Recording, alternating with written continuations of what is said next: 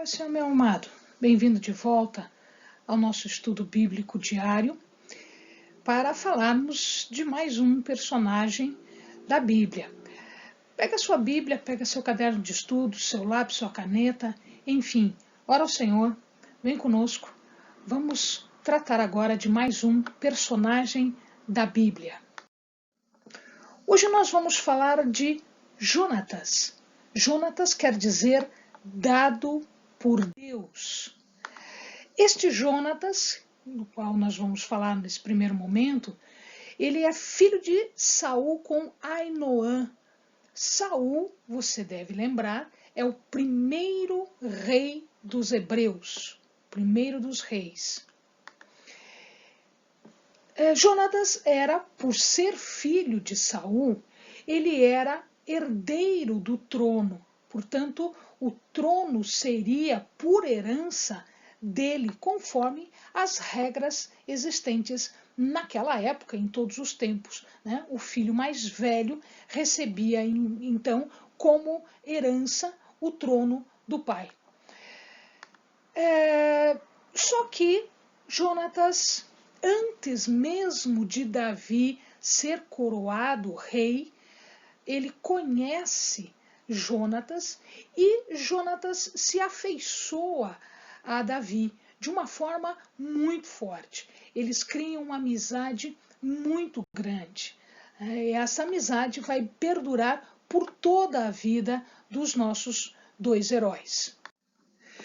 Mesmo antes de conhecer Davi, Jonatas já se destacava como um grande guerreiro.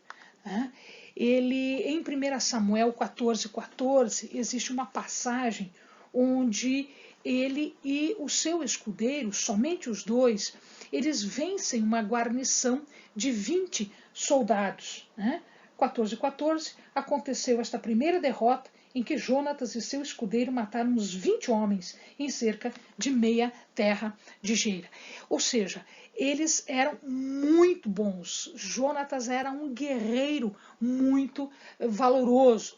E com isso, o que acontece? Com essa matança, o povo, os filisteus, caem em terror e começam uns se bater contra os outros, chamando a atenção de Saul, que cai em cima do restante do exército dos filisteus com os seus homens, tentando matá-los. E aí, no meio desta batalha, os homens já cansados, Saul faz um voto estúpido, um voto tolo. E ele diz que, em 1 Samuel 14:24, dizendo assim: maldito o homem que comer pão antes da tarde, antes que eu me vingue dos meus inimigos. Como Jonatas estava lá na frente, lutando contra o exército, ele não ouviu este voto que o seu pai fez.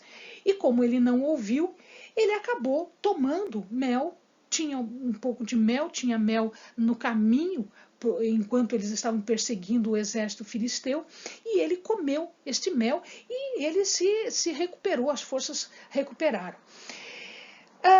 Um pouquinho depois, ficaram sabendo que ele havia quebrado o voto.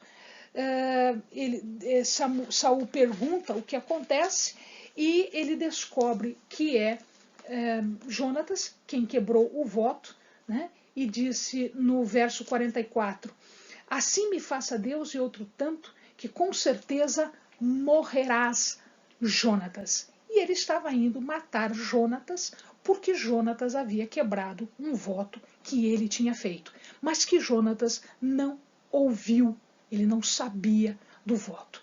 Aí o povo, no 45, o povo vai todo para o lado de Jonatas, porque Jonatas tinha obtido vitória naquele dia muito grande, ele tinha se mostrado um valoroso guerreiro, então o povo fica do lado de Jonatas e Saul não pode matá-lo. Quando Davi é ungido rei, ainda com Saul vivo, Jonatas entende a vontade de Deus.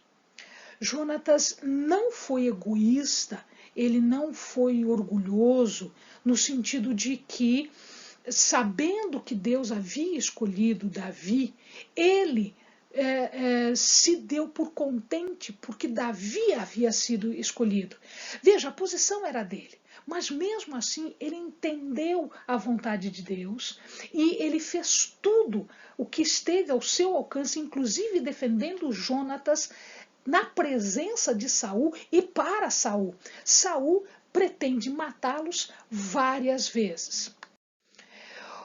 Esta amizade durou bastante tempo, durou a vida deles, na verdade. Né? E quando Saul percebeu que havia esta amizade entre eles e que Jonatas havia aberto mão do trono para Davi, porque essa era a vontade de Deus, Jonatas entendeu isso?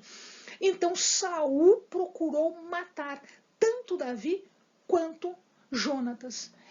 E aí o que acontecia? Toda vez que Davi ia à guerra, Davi ganhava, porque Deus era com ele, Davi vencia e as pessoas começavam a exaltar Davi e Saul começa a entrar num estado muito ruim, muito negativo, tá? Ele começa a declinar, como a gente vai ver quando falarmos de Saul.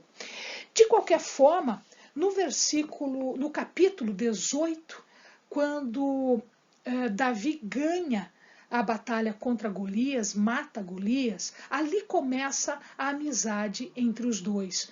Nos capítulos 19 e 20, vocês vão ver várias histórias contadas de amizade entre os dois. Ou seja, um protegia o outro. E aqui Davi promete, então, que se ele sobreviver a tudo isso, e se ele, sendo rei, né, ele vai fazer de tudo para proteger a linhagem de Jonatas. E isso efetivamente acontece com Mefibosete.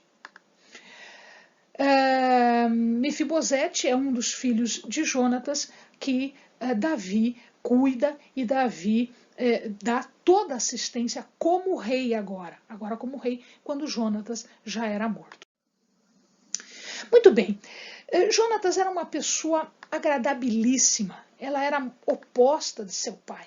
Ele era um homem generoso, ele era um homem justo, ele era um homem destituído de inveja, de orgulho, de ganância. Tanto é que ele abre mão da sua posição de sucessor do rei, exatamente porque ele entende a obra de Deus. Ele era corajoso, valente, por todas as guerras que ele travou, por todas as vitórias que ele teve. O povo de Israel sempre teve Jonatas como um exemplo de guerreiro. Ele era rápido, ele era ágil, ele era hábil. Ele tinha uma habilidade com a flecha que era muito louvável. Inclusive, ele foi exemplo para vários dos outros guerreiros nesse sentido. Tá? E ele combateu ao lado do pai, apesar do pai querer matá-lo, apesar do pai querer matar seu melhor amigo, né? Ele combate ao lado do pai até a sua morte. Ele morre no mesmo dia que o seu pai morre. Ele foi leal desta forma com Davi até o final, né? Protegendo Davi no que ele podia proteger. Existiam outros Jonatas? Sim. Existe um Jonatas que é importante que a gente gaste um tempinho aqui falando dele.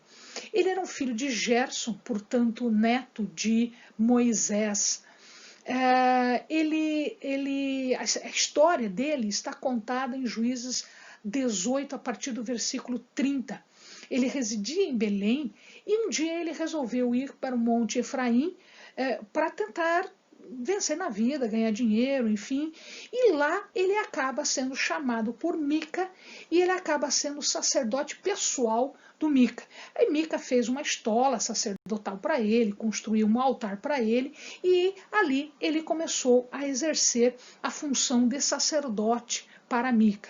Quando alguns espias danitas passavam por ali, eles simplesmente pegaram o Jonatas e levaram consigo. E Jonatas levou com ele a estola, todos os objetos que ele usava no seu trabalho, no seu ministério de sacerdote.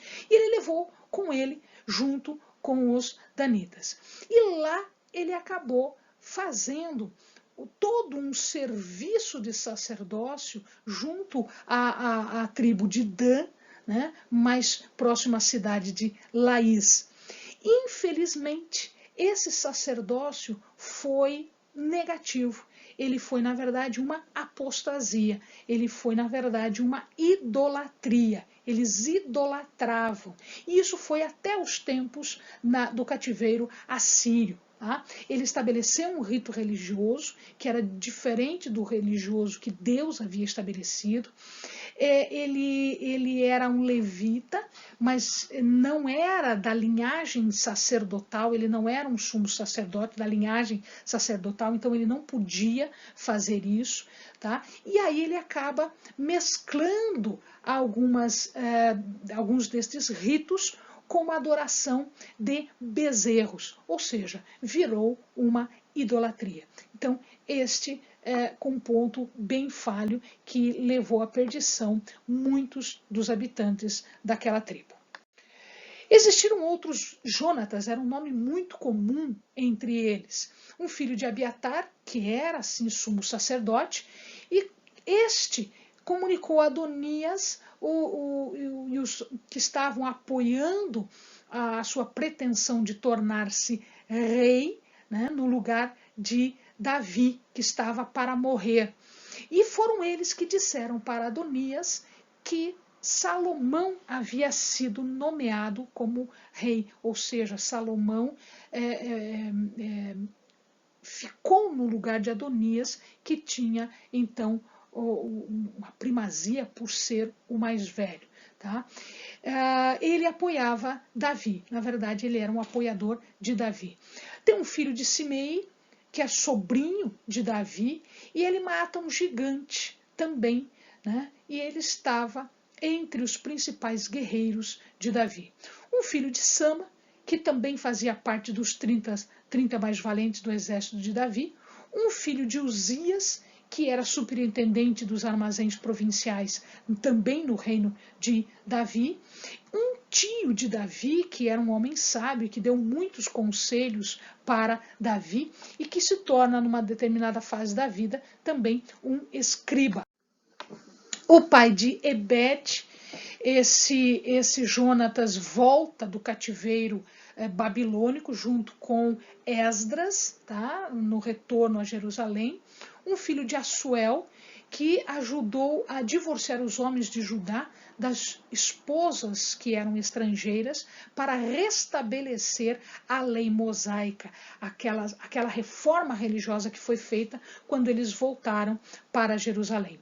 Um filho de Joiada, que era sumo sacerdote, e retornou do cativeiro babilônico também, né, mas agora junto com Zorobabel e Josué.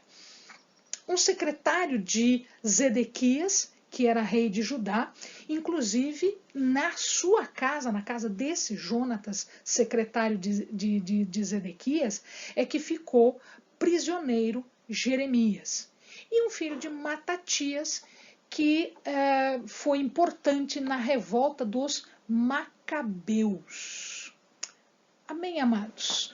Bons estudos.